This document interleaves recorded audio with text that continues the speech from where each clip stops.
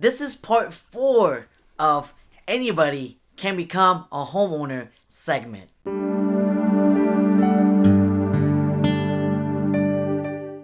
What is going on? Welcome back to another video. My name is Chia, and today we're going to be talking about due diligence. When it comes to due diligence, this is the most important part of the home process. In this stage, you get to actually hire a home inspector to come out and look out for any possible damages or things that may need to be corrected or repaired by the seller. And this could run from checking to make sure that there's no mold, checking the roof, checking the plumbing, checking the electrical, checking the roof, etc.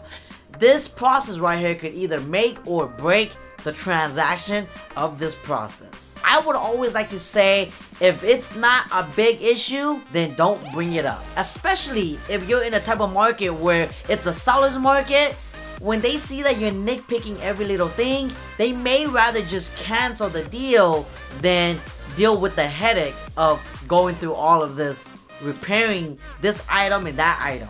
And remember that when you're picking out items that needs to be repaired or addressed, make sure it's not like a luxury item. For example, let's say the house has carpet and you request that the seller changes the carpet to laminate or wood flooring because you have pets and you don't want carpet. Something like that may be kind of tough to request because you see, that's more of a luxury and more of a preference. If it hasn't been addressed already in the beginning by the seller being sold as is, then you're probably stuck. And one little tip I want to share with all you guys before you even order the home inspection is that, did you know that within the first 7 days, sellers are supposed to disclose everything about the property that they know to the buyer?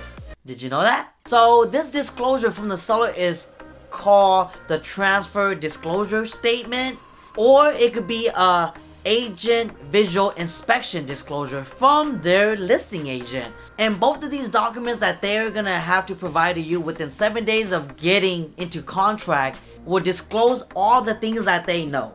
So sellers, if they repaired like the sink or did some remodeling, anything at all that regards the house that they know of, they have to disclose that. They can't hide it. They're supposed to disclose that.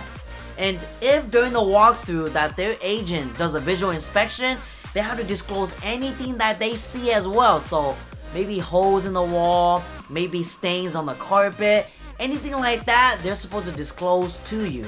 And if it's already been disclosed on these documents already, with you acknowledging and bringing it up again during the due diligence process, may kind of be tough to negotiate now because you have already acknowledged that you've seen it on the seller's disclosures. So that basically means that you're okay with it. Versus if you see it for the first time and you bring it up to see if they're gonna do something about it.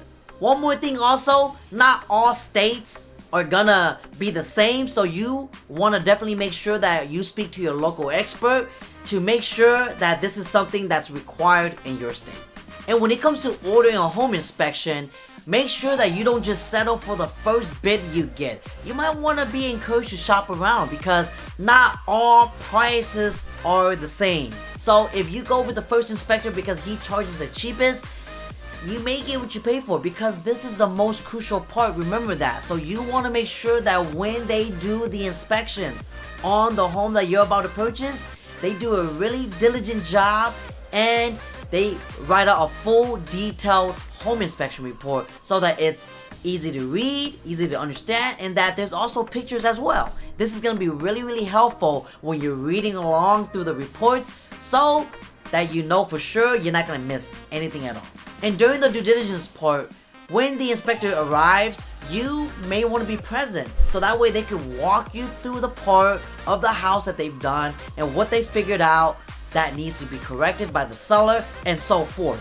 Sometimes the reason why you and your agent may want to be there as well is because you want to also explain to the home inspector some of the things that you have or already noticed about the property that you want the inspector to look further in. Like for example, maybe when you came in, you noticed that the tiles of the floor was kind of bulging a little bit, and there's a crawl space, you may want to bring that up, because now when the inspector goes underneath, he's gonna check to make sure there's no moisture damage underneath. Remember also that depending on where you're at, your lender may require a Section 1 pest clearance.